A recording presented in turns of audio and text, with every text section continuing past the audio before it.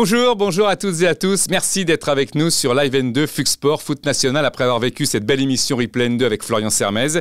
C'est à notre tour de vous faire rêver, espérons-le en tous les cas. Avec cette rubrique du talent, le talent de National 2, nous avons choisi aujourd'hui Driss Khalid, le milieu de terrain de Moulins-Yzeure qui a fait toutes ses classes à Toulouse. Il a été formé là-bas, le Marocain qui a fêté ses 23 ans il y a 4 jours. C'est important de le souligner, Driss Khalid, parce que c'est vrai, on pourrait dire il est créatif, il est efficace, il est réaliste, et je vous le dis. Mais ce qui est vrai aussi, c'est que Driss Khalid aime son métier par-dessus tout. Il n'a pas voulu faire banquette forcément à Amiens, à Orléans ou à Toulouse. Il a préféré choisir un échelon inférieur et pouvoir s'exprimer totalement dans son métier et dans sa passion. Donc il était évidemment buteur et efficace ces dernières semaines. Il a été international U17 et U20.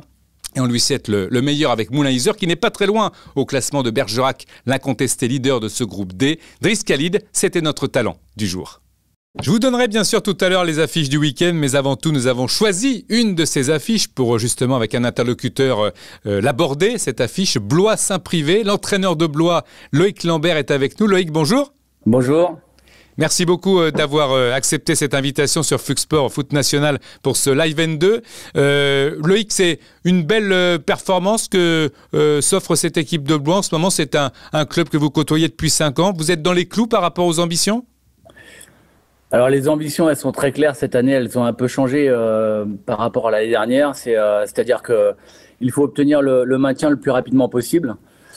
On est effectivement dans les clous puisqu'on est plutôt dans le haut du classement depuis le début de saison. On va essayer de continuer notre petit bonhomme de chemin, même si il reste encore beaucoup de matchs. Loïc, un petit mot avant de revenir sur Blois et sur l'affiche de ce week-end Blois-Saint-Privé. Un petit mot sur Versailles.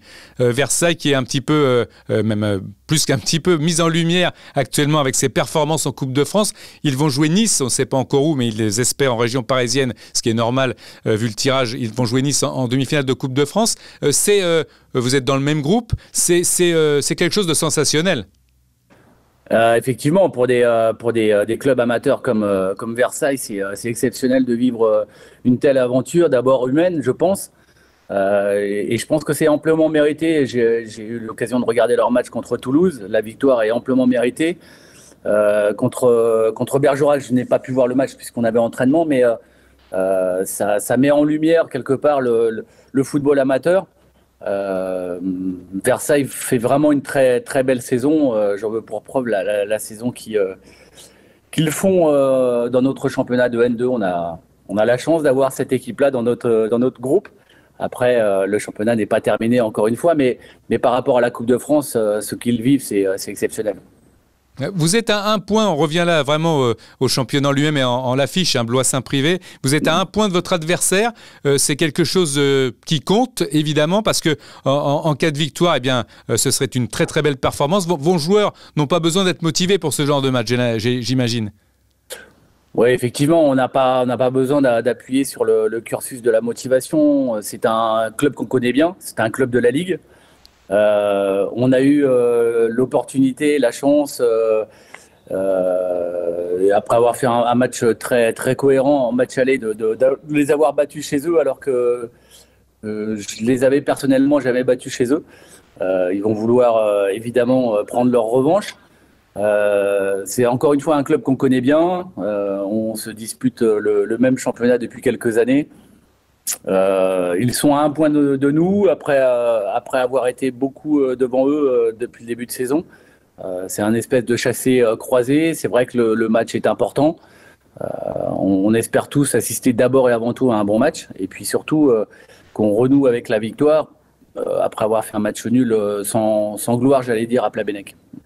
Loïc, quand on est entraîneur comme ça de National 2, après avoir été professionnel à Laval, à Saint-Étienne, à Rennes, on a une ambition, sans faire offense bien sûr à Blois, parce que c'est, comme je le disais tout à l'heure, c'est un club que vous connaissez bien, 5 ans déjà à Blois. On a envie d'aller plus haut, on cherche à vouloir apporter son savoir et ses connaissances à un plus haut niveau.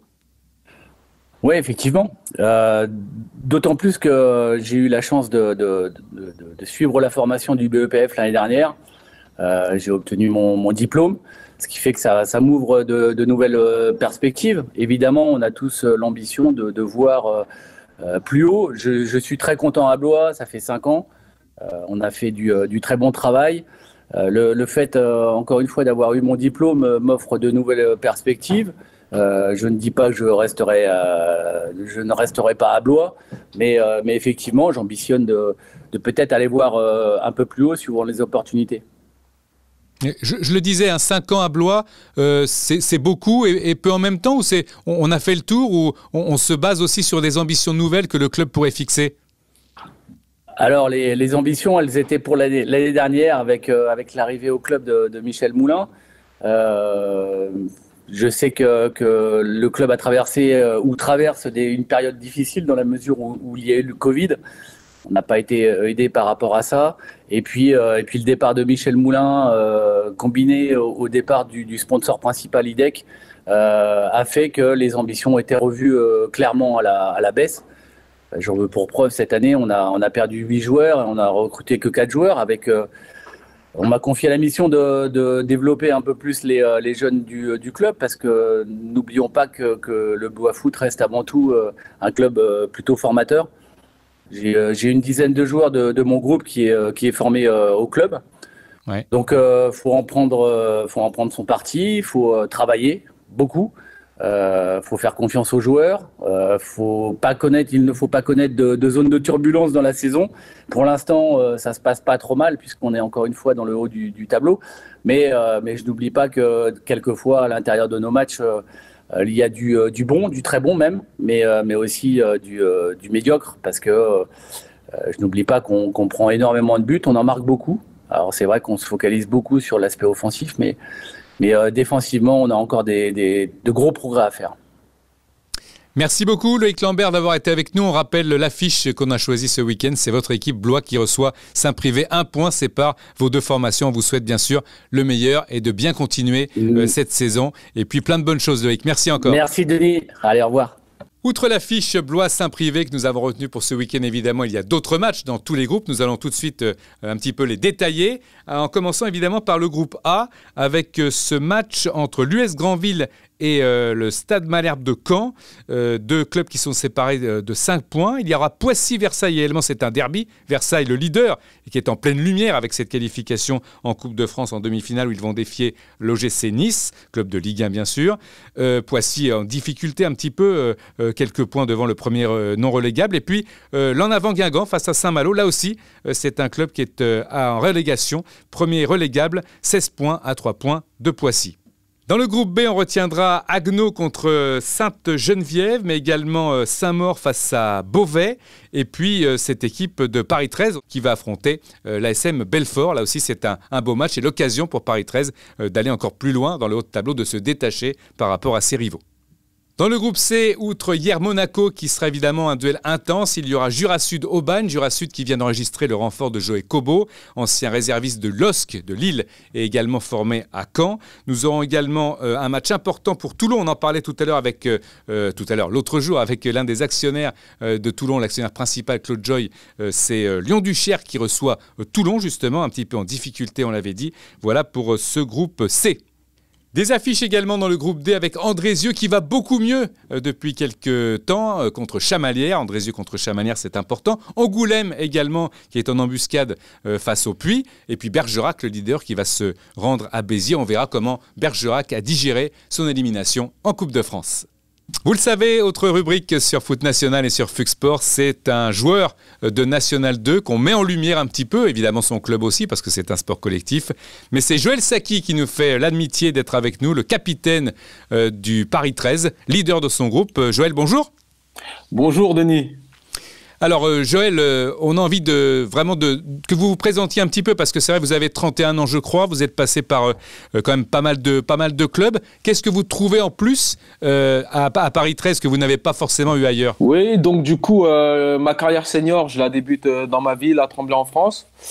Ensuite, j'ai fait 3 saisons à Issy-les-Moulineaux. On alterne entre la R1 et la N3. Après, je pars à Lusitano Saint-Maur. Pendant 3-4 années, j'ai fait. On passe de la R1 jusqu'à la N2. Et ensuite, j'ai fait 1 an à Béziers, en Ligue 2. Enfin, 6 mois. J'ai résilié au mois de janvier.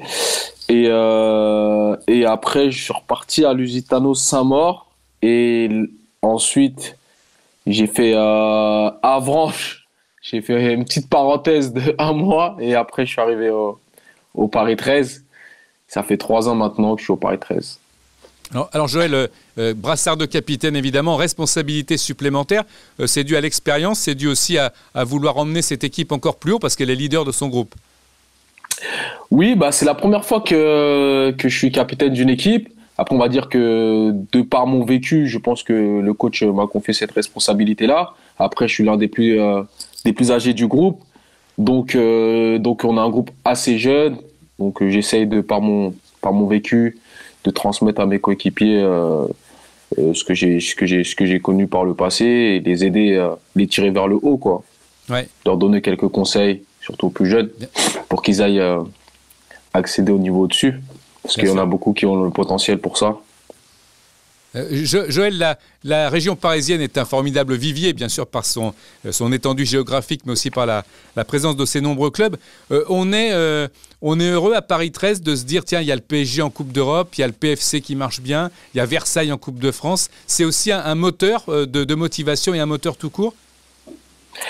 Oui, bah, on sait très bien, l'Île-de-France est un vivier reconnu dans le monde entier pour ses talents. Donc oui, ça fait plaisir de voir que les clubs parisiens, franciliens marchent très bien. Versailles qui fait un beau parcours en coupe. Le Paris FC qui fait une très belle saison. J'espère qu'ils vont monter en Ligue 1. Et il y a nous aussi, on est là, on fait une très belle saison. On est dans la continuité de ce qu'on faisait l'année dernière. Après, on a été arrêté par le Covid. Mais on est dans la continuité de ce qu'on fait et on espère aller au bout maintenant. On va plus se cacher, on espère aller au bout. Ouais, justement, Joël, on a l'impression que cette équipe de Paris 13 est insatiable. Une seule défaite, hein, si ma mémoire est bonne, c'était au mois de septembre à Reims, avec une courte défaite, 2-1. Depuis, des victoires, des nuls. Vous êtes presque intouchable ou vous vous dites quand même, restons les pieds sur terre, attention, tout peut arriver? Non, on connaît très bien ce sport, hein. Le football, vous savez, c'est un sport qui ne ment pas. Dès qu'on va en faire un petit peu moins, on sera vite sanctionné. Donc on reste concentré, on travaille très dur à l'entraînement et on reproduit tout ça en match. On se dit pas que c'est acquis, qu'on va monter. On sait que si on se laisse aller, eh ben on sera sanctionné. Donc on garde le cap sur ce qu'on sait faire de bien, et on reste humble pour avoir quelque chose de grand en fin de saison. Il y a Fleury qui est derrière, pas très loin, mais quand même relativement détaché. Votre entraîneur, vous le disiez aussi, vous, en tant que capitaine, vous restez vigilant malgré tout. Oui, non, Fleury, ils sont là en embuscade. Hein. Ils sont là, 6 points, c'est long et petit en même temps. Donc non, on reste concentré sur nous, sur les adversaires qu'on va adverser chaque week-end. Et voilà, non, on se projette pas sur la fin. On est là match après match. Et puis, non, on reste concentré sur ce qu'on a à faire en tout cas. On a une rubrique dans ce Live N2 sur Flux Sport des talents de N2. Il y a pas mal, c'est vraiment un réservoir de talents, le National 2, hein, Joël. Oui, franchement, il y a beaucoup de joueurs de qualité dans ce championnat.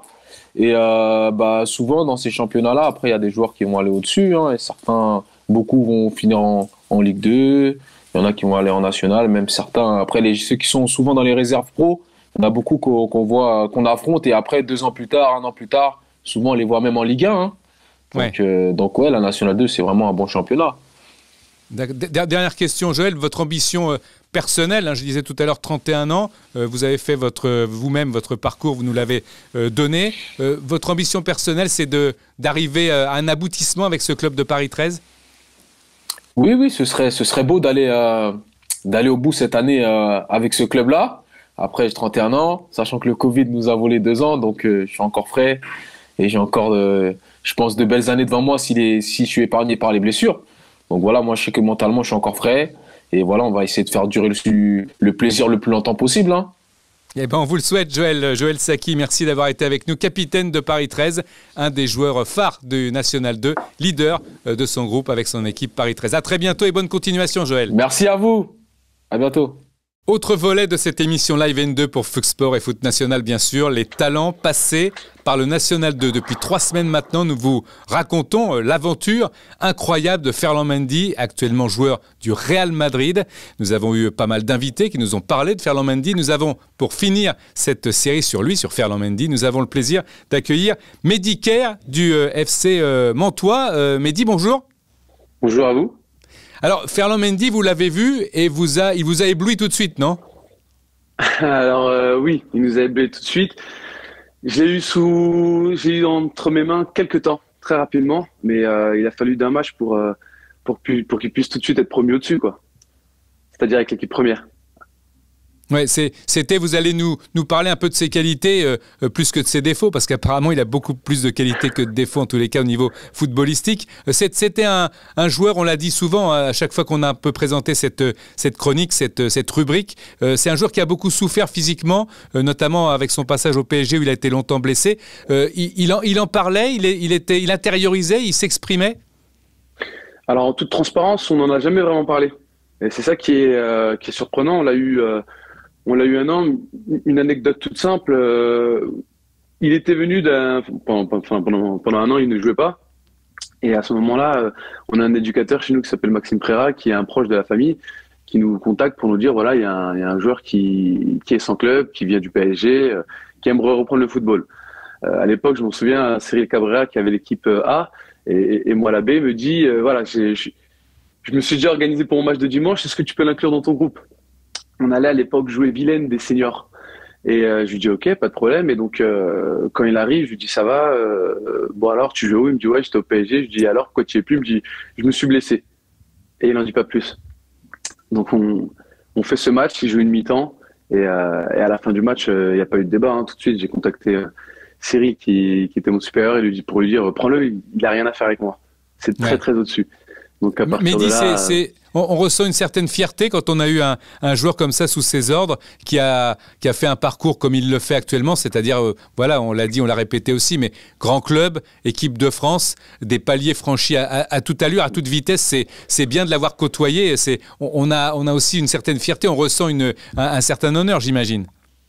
Bah pour le peu que je l'ai eu, c'est une fierté, c'est, comme vous dites, un honneur, ça prouve plein de choses aussi. Dans notre discours d'éducateur, quand vous avez un garçon comme ça, surtout à 18 ans, c'est un peu tard.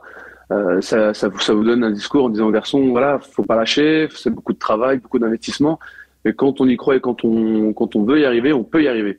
Donc ouais. C'est une fierté, et c'est aussi beaucoup de travail et de se dire, voilà, on peut y arriver. Le discours est bon pour les petits. Bien sûr. Mehdi, quand on est éducateur comme vous, ce sera ma dernière question, quand on est éducateur comme vous, est-ce qu'on se sert auprès des jeunes qu'on a aujourd'hui sous vos ordres d'exemples comme Ferland Mendy pour dire, voilà, lui il est doué, mais il faut qu'il travaille, ou alors on se sert de ce genre de réussite pour un petit peu donner de l'ambition à des joueurs qui traîneraient parfois un peu la patte? Alors, totalement. C'est pas le seul qui passe chez nous et qui réussit à atteindre le monde pro.